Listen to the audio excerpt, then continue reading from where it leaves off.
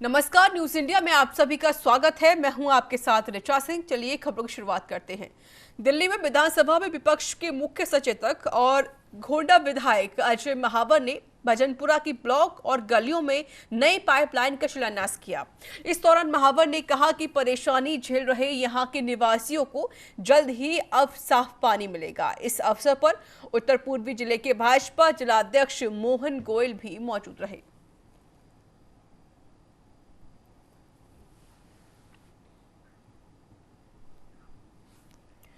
BJP के दिल्ली प्रदेश अध्यक्ष आदेश गुप्ता दिल्ली विधानसभा में नेता प्रतिपक्ष रामवीर बिधूड़ी और सांसद हंसराज हंस ने प्रेस कॉन्फ्रेंस की, जहां उन्होंने केजरीवाल सरकार पर ऑक्सीजन और रेमडेसिविर की कालाबाजारी का आरोप लगाया। प्रदेश अध्यक्ष आदेश गुप्ता ने कहा कि केंद्र सरकार ने दिल्ली को 16,09,007 रेमडेसिविर इंजेक्शन दिए थे, जिसमें से 11,18,78 की कालाबाजारी हुई। केजरीवाल सरकार को 392 करोड़ का हिसाब देना चाहिए। आदेश गुप्ता ने कहा कि एक तरफ केजरीवाल सरकार ऑक्सीजन की बनावटी नकली कमी कर रही थी, तो वहीं दूसरी तरफ आपके गुर्गे कालाबाजारी में लिप्त थे।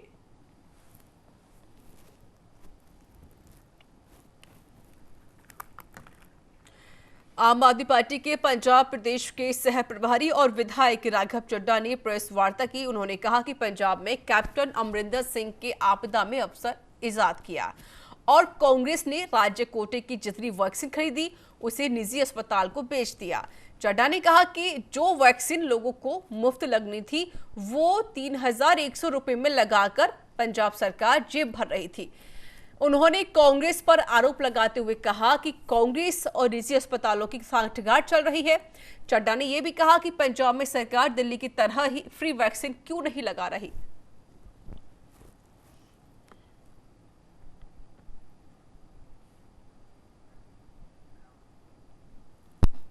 सोनीपत के गन्नौर सिटी सब डिवीजन के एसडीओ की शिकायत पर कन्नौर थाना पुलिस ने एक प्राइवेट स्कूल के चेयरमैन पर धमकी देने समेत अन्य धाराओं में के तहत केस दर्ज कर लिया है। वहीं एसडीओ अश्वनी कुमार ने बताया कि कोर्ट और चीफ इंजीनियरिंग के आदेशों की कॉपी के साथ खेड़ी गुर्जर रोड पर पुलिसकर्मियों के साथ कम्यूजर कमला देवी के नाम से बिजली कनेक्शन जोड़ा गया था।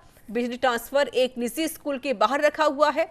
आरोप यह है कि स्कूल चेयरमैन ने पुलिस की मौजूदगी में कनेक्शन जोड़ने नहीं दिया और कोर्ट के आदेशों की कॉपी दिखाई तो उसे फाड़ने की धमकी देते हुए कर्मचारियों के साथ अभद्र व्यवहार कर उसे धमकी दी गई। इनका आपस में कमर्शियल और डोमेस्टिक कनेक्शन के बारे में था। इसकी अपनी लाइन अलग से ले रखी है। एक दूसरे ने अलग से एक एप्लीकेशन दी थी एसडीओ को हमारे को इसके फीडर से कनेक्शन दिया जाए। इसने ये कहा कि मैंने जो है ना ये अपनी अलग से जो है ट्रांसफार्मर अपने खर्चे से लगवाया है और एससीसी अप्रूवल चाहिए इसके लिए। तो एसडीओ साहब ने कहा कि भाई हमने एससीसी अप्रूवल ले लिया है, अभी तो आपका इसका कनेक्शन दो। इसने कहा जी अप्रूवल अभी मिला नहीं है। एनी हाउ इसने दरख्वास्त दी थी हमारे को। अब मैं वहाँ गया, मेरे साथ अभद्र व्यवहार किया, गाली गलौज दी। जब हम कनेक्शन लगाने के लिए 186 और 506 में हमने जो है ना इसका खिलाफ पर्चा दर्ज किया है।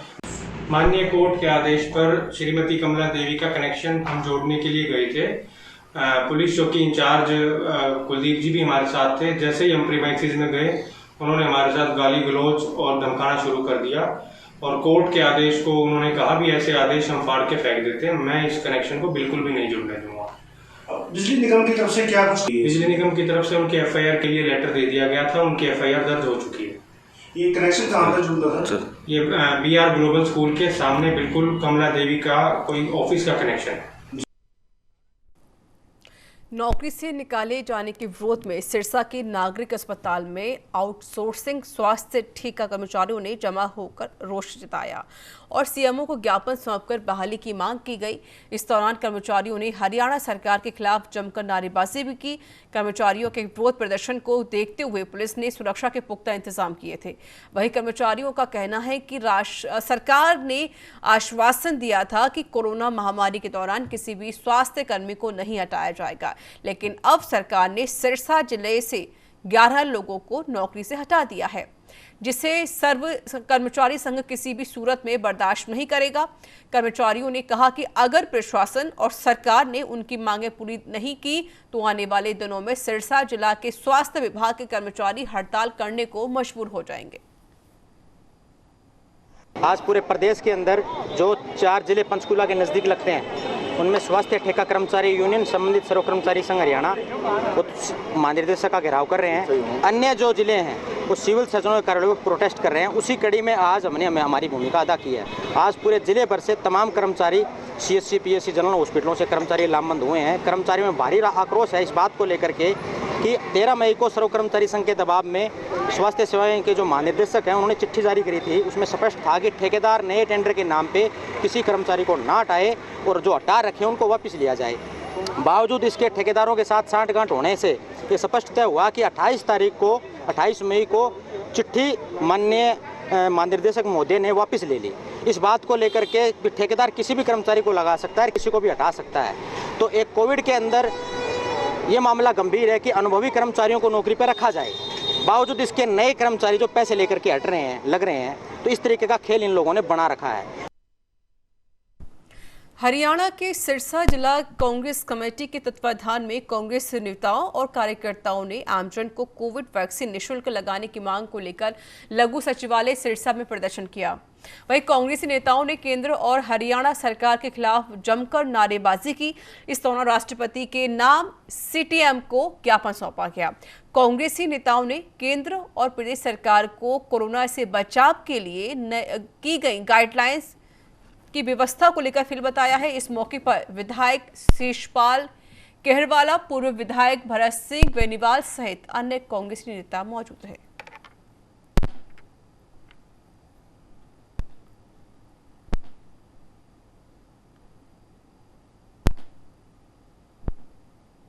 इसलिए गरीबों को सुनाई नहीं हो रही, गरीबों का इलाज सही नहीं हो रहा। इनसे जो इंजेक्शन लगा रहे हैं उनसे पैसे ले रहे हैं। लोग पहले कहते थे 1 महीने बाद लगेगा, अब कह रहे हैं कि 85 दिन बाद में लगेगा, अब कह रहे हैं 90 दिन बाद में लगेगा। रोज के दिन बताते जा रहे हैं। दवाई किसी के पास है नहीं, सरकार के पास। लोगों को परेशान कर रखा है। जिला कांग्रेस कमेटी की तरफ से हमारे केंद्रीय नेतृत्व के आह्वान पे और माननीय प्रदेशाध्यक्ष बहन कुमारी शैलजा जी के नेतृत्व में जिला कांग्रेस कमेटी ने उपायुक्त महोदय के माध्यम से महामहिम राष्ट्रपति जी के नाम एक ज्ञापन सौंपा है, जो कि अति संवेदनशील और बहुत ही जरूरी मुद्दे को लेकर कि सरकार की नीति पे हमें शक हो रहा है कि जिस रेशो से ये वैक्सीनेशन कर रहे हैं, इस साल तो आने वाले 3-4 सालों में भी वैक्सीन पूरी नहीं हो सकती। तो कांग्रेस पार्टी पूरे देश के हर एक नागरिक की सुरक्षा के लिए चिंतित है। इसलिए इस गूंगी बहरी सरकार से, इस दमनकारी सरकार से ये मांग करती है कि हर एक नागरिक को वैक्सीनेशन जो है वो ज़्यादा संख्या में दें। करोड़ों की संख्या में डेली लगेगी, तब जाके ये बीमारी का इलाज हो पाएगा। आज जिस प्रकार से देश और प्रदेश के अंदर वैक्सीन जो लगा रही है, गरीबों को और आम आदमी को फ्री वैक्सीन के लिए हमने मांग की है। तो ये जो हालात जो बने पूरे देश के अंदर केवल और केवल इस निकम्मी सरकार के कारण बने हैं। अगर वक्त के ऊपर वैक्सीन का, बेड का, वेंटिलेटर का अगर सही इंतजाम हो जाता, ऑक्सीजन का सही इंतजाम हो जाता, तो इस प्रकार से देश की जनता को जान नहीं गंवानी पड़ती। हमने राष्ट्रपति के नाम एक ज्ञापन भेजा है कि जिसके अंदर पूरे देश के अंदर वैक्सीन जो गरीबों को फ्री लगाई जाए, आम आदमी को फ्री लगाई जाए और जल्दी से जल्दी लगाई जाए। जयपुर जिले के विराटनगर विधानसभा क्षेत्र से विधायक इंद्राज गुर्जर ने न्यूज इंडिया से खास बातचीत में बताया कि प्रदेश सरकार के बेहतर मैनेजमेंट के चलते कोविड की दूसरी लहर पर प्रदेश में काफी हद तक काबू पा लिया है। वहीं उन्होंने बताया कि विराटनगर विधानसभा क्षेत्र में कोविड की दूसरी लहर के शुरुआती चरण में ही सावधानी के चलते कोरोना पर नियंत्रण कर लिया गया। विराटनगर क्षेत्र में मेरा गांव मेरी जिम्मेदारी के तहत लोगों में जागरूकता की ही नतीजा है कि विराटनगर विधानसभा क्षेत्र में मौतों का आंकड़ा नहीं के बराबर रहा है। विराटनगर विधायक इंद्राज गुर्जर से खास बातचीत की न्यूज इंडिया संवाददाता लोकेश नागर ने। कोरोना महामारी का दौर अब धीरे धीरे थमने लगा है। प्रदेश सरकार ने अनलॉक स्टार्ट कर दिया है राजस्थान में। वहीं हमारे साथ विधायक इंद्राज गुर्जर हैं, क्योंकि कोविड के समय लगातार इंद्राज गुर्जर सक्रिय रहे और अपने विधानसभा क्षेत्र में चाहे वो चिकित्सा सुविधाओं को डेवलप करने के लिए अनुशंसा हो या आम जनता के सरोकार से जुड़ी बातें हो, सभी में सक्रिय रहे। इंद्राज जी, किस तरह से देखते हैं पूरा 2.5 साल का वक्त इस कोरोना की भेंट चढ़ गया, चुनाव के दौरान जनता से वादे भी किए, कितने वादे पूरे कर सके? और अस्पतालों को लेकर विशेष कमी थी, आप लगातार कहते भी आए कि संसाधनों का अभाव था।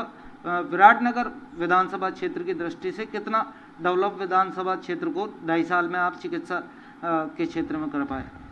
देखिए, ये बात बिल्कुल सही है कि पिछले 2 साल से कोरोना ने कहर जो हमारे प्रदेश में, हमारे क्षेत्र में ढहाया, उसकी क्षतिपूर्ति हम लोग नहीं कर सकते। ये बात बिल्कुल फैक्ट है, क्योंकि विकास की गति एकदम रुक गई, आर्थिक गति एकदम रुक चुकी है। लेकिन चूंकि जनता का जीवन बचाना सबसे पहले हम लोगों की प्राथमिकता है और उस स्तर पे मैंने विराटनगर विधानसभा में काम किया। पिछली बार जब कोरोना काल था उसमें भी चाहे राशन सामग्री का मामला हो, चाहे मेडिकल्स का मामला हो, सब में हमने अच्छा काम किया और उसका परिणाम यह है विराटनगर विधानसभा में पिछली बार तो मुश्किल से 2 या 3 डेथ हुई और इस बार भी जब इतनी बड़ी त्राहिमाम स्थिति थी तो पूरे विराटनगर विधानसभा क्षेत्र में कोरोना से 5 मौत हुई सिर्फ। उसको लेकर के हमने एक बड़ा प्रोग्राम चलाया, मेरा गांव मेरी जिम्मेदारी, कि गांव का आदमी बाहर नहीं जाए और आलतू फालतू नहीं घूमे, बाजार में बिना काम के नहीं जाए। उसको लेकर के गांव के प्रबुद्ध नागरिक, सरपंच, पंच, पंचायत समिति मेंबर, जिला परिषद मेंबर, पूर्व सरपंच, वहाँ का प्रिंसिपल, वहाँ के ग्राम सेवक, वहाँ के पटवारी, उन सबकी एक टीम बनाई और उनको एक जिम्मेदारी दी कि आप अपने गांव में जितनी शादियां हैं, विशेषकर शादियों में ज़्यादा फैला कोरोना, इन शादियों को निरस्त कराओ। उसके अलावा गांव में भीड़ नहीं जुटे, मार्केट में व्यवस्था अच्छी रहे, लॉकडाउन का सब लोग पालन करें और वो प्रोग्राम हमारा सफल भी रहा। परिणाम भी कोरोना से बचाव का एक ही मात्र उपाय है वैक्सीनेशन। आज प्रदेश के तमाम नेताओं ने ज्ञापन सौंपे हैं, जिला स्तर पर आप भी गए। किस तरह से देखते हैं वैक्सीन को लेकर राजनीति हो रही है, कमी है? क्योंकि जितने भी कैंप लग रहे हैं वहाँ सभी जगह से ये शिकायतें मिल रही हैं कि वैक्सीन की जो आपूर्ति है वो नहीं हो पा रही है। देखो, ये वक्त राजनीति करने का नहीं है, राजनीति करने का वक्त नहीं है। हम सब लोगों की जिम्मेदारी बनती है, जनप्रतिनिधियों की, अधिकारियों की, कर्मचारियों की, कि ज़्यादा से ज़्यादा लोगों को हम कैसे बचाएं, लोगों का जीवन किस तरीके से बचाया जा सके, ये हम सब लोगों की प्राथमिकता है। और भारत सरकार से आज हम सब लोगों ने ज्ञापन के माध्यम से अखिल भारतीय कांग्रेस कमेटी के निर्देश पर ये निवेदन किया हमने माननीय प्रधानमंत्री जी से कि आप बड़ा दिल दिखाइए। इस देश की जनता ने भारी बहुमत के साथ आपको जिता करके भेजा है, एक तरफा बहुमत आपको दिया है, आप बड़ा दिल दिखाइए और देश में वैक्सीनेशन फ्री करने का काम कीजिए। क्योंकि आपको पता है कि राज्य सरकारों के आर्थिक हालात को बहुत ज़्यादा अच्छे नहीं, विकास की गति इस वजह से रुकी हुई है। तो देश के प्रधानमंत्री जी को बड़ा दिल दिखाते हुए वैक्सीनेशन फ्री करना चाहिए। चूँकि बजट में, लोकसभा में उन्होंने 35,000 करोड़ रुपए की इस बात की घोषणा की थी कि हम वैक्सीनेशन कराएंगे, तो इस जनता को, देश की जनता उनसे हिसाब मांगती है कि 35,000 करोड़ रुपए आपने कहाँ खर्च किया। 2.5 साल का समय निकल गया, चुनाव के दौरान जनता से जितने वादे विराटनगर की जनता से आपने किए, किस तरह से देखते हैं कितने कामों को पूरा कर सके और क्या विशेष उपलब्धि अपने विधानसभा क्षेत्र को लेकर आप मानते हैं? देखिए, जनता से जो 2.5 साल पहले हमने वादे किए और उन वादों पे हम काम कर रहे हैं, कुछ हुए कुछ अधूरे हैं, उनको भी 2.5 साल अभी, क्योंकि आपको पता है 1.5 साल कोरोना में निकल गया, तो अभी समय हमारे पास बाकी है।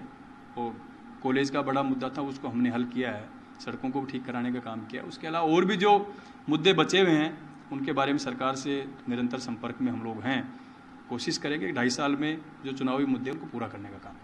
हमारे चैनल के माध्यम से, क्योंकि अब अनलॉक शुरू हो गया, किस तरह की अपील आप प्रदेश की जनता से करना चाहेंगे? देखिए, प्रदेश की जनता से मैं अपील करना चाहूँगा कि कोरोना ख़त्म नहीं हुआ अभी, इसलिए सुरक्षित रहें, मास्क लगाएं और 2 गज की दूरी, सोशल डिस्टेंसिंग बना करके रहें, बाज़ारों में अनावश्यक भीड़ ना करें और अनावश्यक रूप से कहीं दूसरी जगह जाने का काम भी नहीं करें। ज़्यादातर कोशिश करें घरों में रहें, ऑफिस वगैरह में जाएं तो वहाँ भी सैनिटाइज वगैरह का उपयोग करके जाएं, क्योंकि बचाव ही कोरोना का सबसे बड़ा उपाय है। तो ये थे हमारे साथ विधायक इंद्राज गुर्जर, जिन्होंने कहा कि अभी कोरोना खत्म नहीं हुआ और जनता को सरकार और जनप्रतिनिधियों के साथ सहभागिता निभाते हुए अभी भी सतर्कता बरतने की आवश्यकता है। वहीं दूसरी तरफ चुनाव के दौरान जो तमाम वादे जनता के साथ किए थे, इंद्राज गुर्जर ने विश्वास दिलाया कि आने वाले वक्त में बचे हुए काम भी वो पूरा करने का काम करेंगे। सहयोगी रवि शर्मा के साथ लोकेश नागर, news India, Jaipur. Corona vaccination को लेकर चल रही सियासत उबाल पर है, जहां कांग्रेस ने जिला स्तर पर कलेक्टर और राज्य स्तर पर राज्यपाल को राष्ट्रपति के नाम ज्ञापन सौंपा। वहीं पलटवार में बीजेपी ने गहलोत सरकार पर ही कोरोना प्रबंधन में फेल होने का आरोप लगा दिया है। उपनेता प्रतिपक्ष राजेंद्र राठौर ने एक बयान जारी कर इस मसले पर गहलोत सरकार और कांग्रेस की ओर से नौटंकी करने की बात कही। राठौर ने कहा कि कोरोना प्रबंधन में फेल हुई राज्य सरकार अब ज्ञापन देने का नाटक कर रही है।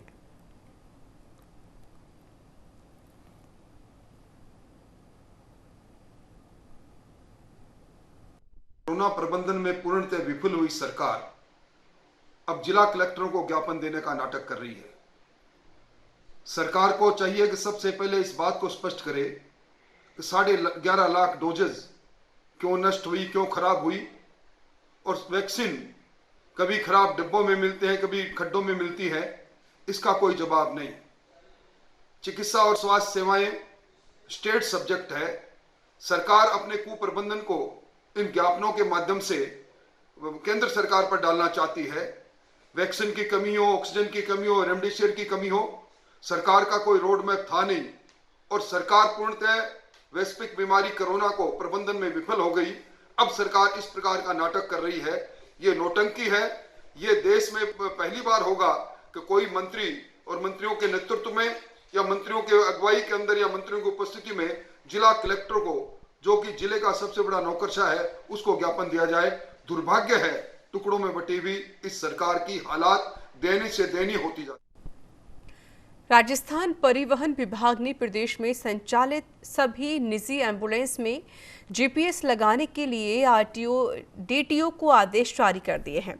इस कार्य के लिए 30 दिन के समयावधि तय कर दी गई है। परिवहन आयुक्त महेंद्र सोनी ने न्यूज इंडिया को खास जानकारी देते हुए बताया कि जीपीएस की मॉनिटरिंग और इंटीग्रेटिंग एनआईसी की वीएलटी सॉफ्टवेयर के जरिए होगी। परिवहन आयुक्त ने बताया कि इससे आमजन की सुरक्षा सहित एम्बुलेंस की रियल टाइम लोकेशन पर नजर रखने में मदद मिलेगी।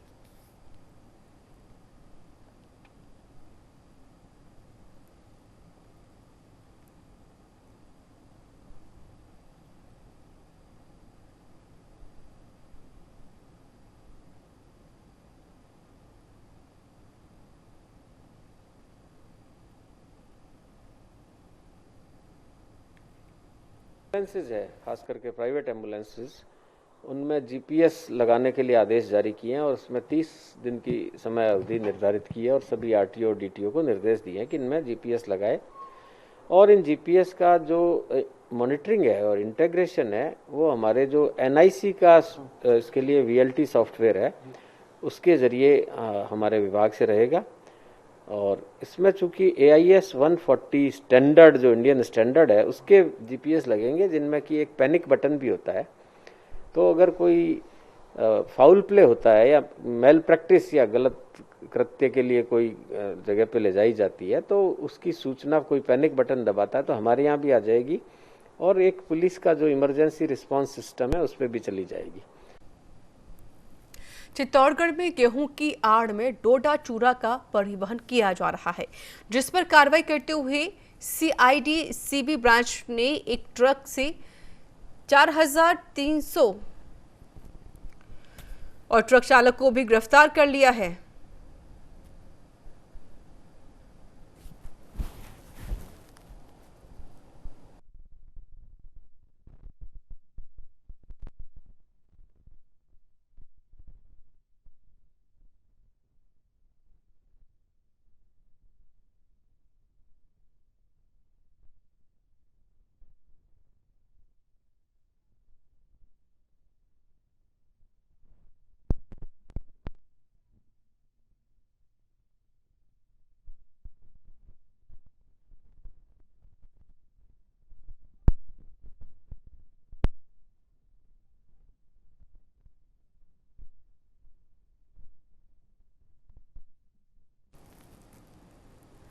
जयपुर के दूदू में मानसून के आगमन से पहले बाढ़ नियंत्रण और बचाव कार्यों को लेकर एसडीएम राजेंद्र सिंह शेखावत की अध्यक्षता में बैठक की गई, जिसमें एसडीएम शेखावत ने सिंचाई विभाग और पंचायत समिति के अधीन बांधों, बावड़ी और तालाबों की मानसून आने से पहले मरम्मत और सफाई करवाने के निर्देश दिए।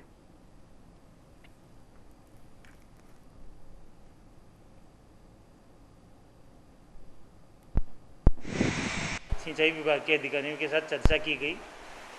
आगामी समय मानसून का समय है। मानसून के समय में किसी भी प्रकार की किसी को जन धन की हानि कारित नहीं हो, इसके लिए सिंचाई विभाग के अधिकारियों को निर्देश दिए हैं कि 500 मिट्टी के कट्टे बांधों पे रखवाए जाए, बांधों के मेंटेनेंस की जाए ताकि किसी भी प्रकार से कोई डैमेज न हो सके। विकास अधिकारी जी को निर्देश दिए हैं कि प्रत्येक ग्राम पंचायत में 100 मिट्टी के कट्टे रखवाए जाए। साथ ही ऐसी जगह आइडेंटिफाई करके रखें जहाँ पे बेसहारा लोगों को रखा जा सके और बेसहारा लोगों के लिए 100 ड्राई राशन पैकेट तैयार करने के निर्देश दिए। भरतपुर में एसडीएम निवास के पास उस समय अफरा तफरी का माहौल पैदा हो गया जब बुलेट मोटरसाइकिल पर सवार 2 युवक फायरिंग करते हुए वहां से रफू चक्कर हो गए। फायरिंग करते हुए उनको देखते हुए युवक आसपास के लोग भागने लगे। वहीं घटना की सूचना मिलते ही पुलिस उपाधीक्षक घटनास्थल पर पहुंच गए और लोगों से फायरिंग करने वाले युवकों के बारे में पूरी जानकारी ली। पुलिस उपाधीक्षक ने जानकारी देते हुए बताया कि फायरिंग करने वाले युवकों की जांच के लिए शहर में कई स्थानों पर लगे सीसीटीवी फुटेज को खंगाला जा रहा है। वो लड़के दिल्ली दरवाजे की तरफ नई सड़क की तरफ आ रहे थे। अचानक आयुर्वेदिक हॉस्पिटल के सामने उन्होंने हवाई फायरिंग किया और वो बुलेट मोटरसाइकिल पे सवार थे और भैंस रोड की तरफ निकल गए। उनकी हमारे द्वारा एक टीम द्वारा आइडेंटिफाई की जा रही है। आइडेंटिफाई करने के बाद में पहचान करने के बाद में उनके खिलाफ कानून सम्मत कार्रवाई की जाएगी। चित्तौड़गढ़ जिले के बड़ी सादड़ी नगर पालिका में निर्माण कार्यों के एवज में बिल की 50% राशि रिश्वत के रूप में मांगने वाले चेयरमैन निर्मल पितलिया की गिरफ्तारी एवं बर्खास्तगी की मांग उठने लगी है। सांसद, जिला प्रमुख, विधायक सहित पालिका बड़ी सादड़ी के पार्षदों ने ज्ञापन सौंपकर चेयरमैन के निलंबन की मांग की है। दरअसल चित्तौड़गढ़ जिले की बड़ी सादड़ी नगरपालिका के चेयरमैन के साले कुश शर्मा को चेयरमैन के नाम पर रिश्वत लेते गत 25 मई को एसीबी ने गिरफ्तार किया था। तब से ही निर्मल पितलिया फरार चल रहा है। इस मामले को लेकर सांसद चंद्र प्रकाश जोशी के नेतृत्व में जिला प्रमुख सुरेश धाकड़ सहित 11 पार्षदों ने जिला कलेक्टर को ज्ञापन सौंपकर निलंबन की मांग की है। ज्ञापन में बताया गया है कि 50% राशि रिश्वत के रूप में लेने वाले भ्रष्ट व्यक्ति को तत्काल गिरफ्तार किया जाए। बड़साड़ी नगरपालिका में 25 तारीख को एंटी करप्शन ब्यूरो की एक रेड पड़ी थी, जिसमें वहाँ के लोगों को, जो प्रमुख लोग उस करता धरता है नगरपालिका के, उनके परिवार के लोग उसमें उनके ऊपर मुकदमा भी दर्ज किया। उनके घर पे व्यापन भी मिला। इतने दिनों के बाद भी कोई कार्रवाई नहीं होने से आज यहाँ के नगरपालिका के सभी हमारे पार्षदगण, हमारे माननीय विधायक जी, अध्यक्ष जी, जिला प्रमुख जी, तमाम लोग आज जिला कलेक्टर महोदय को ज्ञापन दिया है कि तुरंत इस पर कार्रवाई करके बर्खास्त करें। तो इसी के साथ इस बुलेटिन में इतना ही। देश दुनिया की तमाम खबरों के लिए देखते रहिए न्यूज़ इंडिया। नमस्कार।